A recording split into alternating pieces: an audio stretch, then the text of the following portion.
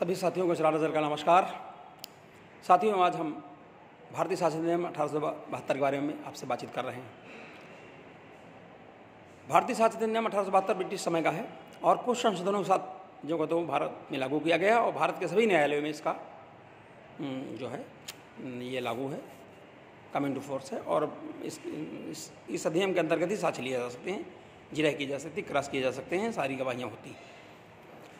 साथियों, आज हम इस वीडियो में जो इस सीरीज का चौथा भाग है, इसमें हम जो है इसके धारा 7 एविडेंस एक्ट के बारे में आपसे बातचीत कर रहे हैं। क्या है धारा 7 evidence act?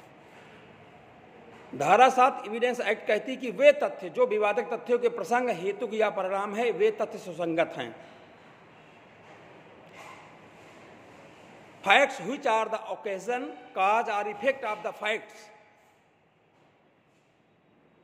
All are issues. क्या मतलब? जो तथ्य फैक्ट इन इश्यू के कंटेक्स्ट में आए हैं या उसका परिणाम है या उसका काज है, ये सारी बातें जो हैं ये सारे के सारे फैक्ट माने जाएंगे। ये सारे के सारे जो है रिलीवेंट फैक्ट माने जाएंगे।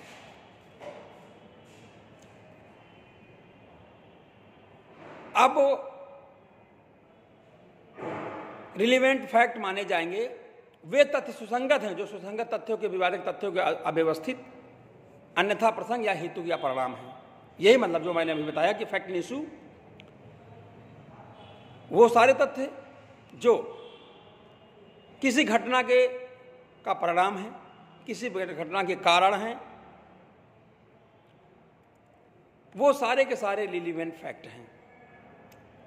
देखें उदाहरणों से तो समझ में साथियों आ जाएगा कैसे है।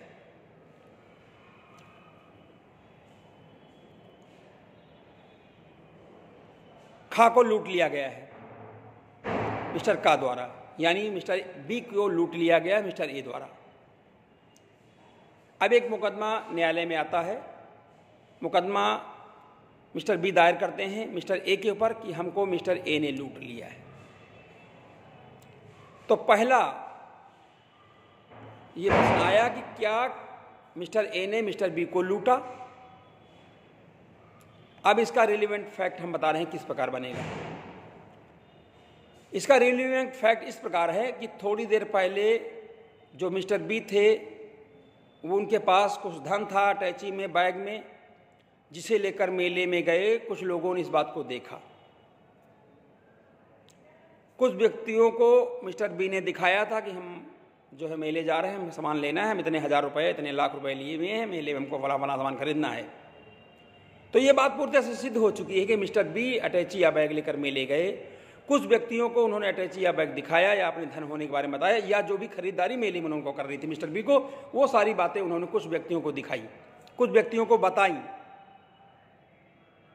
और बाद में मिस्टर बी ए पर इल्जाम लगा रहे हैं कि ए ने तमंचा या रिवाल्वर या बंदूक के बल पर मिस्टर बी को लूट लिया है।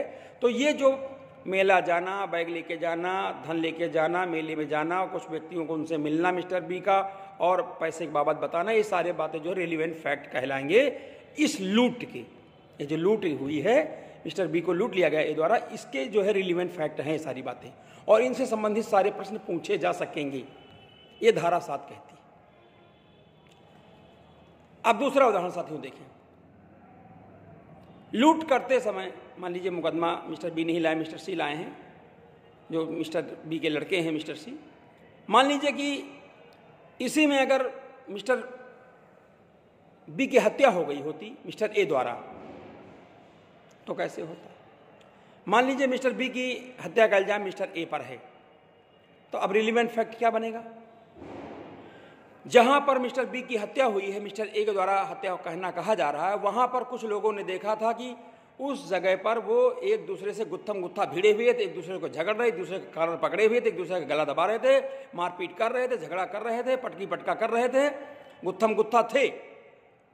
तो जो घटना के समय गुत्थम गुत्था थे, एक विशेष समय पर, एक विशेष जगह पर जो गुत्थम गुत्था थे, इस बात को कुछ लोगों ने देखा।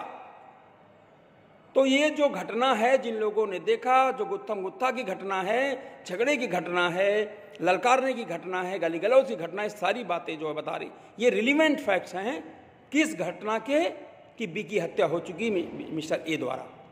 तो मिस्टर ए के ऊपर ये इल्ज़ाम है कि मिस्टर बी की हत्या किया, लेकिन ये जो घटनाएं गुत्थम गुत्था वाली, लड़ाई झगड़े वाली हैं सारी बातें, और जिन लोगों ने देखी, जो जगह है, जो समय है, वो सारी चीज़ें जो हैं रिलीवेंट फैक्ट कहलाएंगी और ए के विरुद्ध ही सब काम आएंगी निश्चय ही, और इन सभी बातों का साक्ष्य दिया जा सकेगा। एविडेंस एक्ट 1872 के अंतर्गत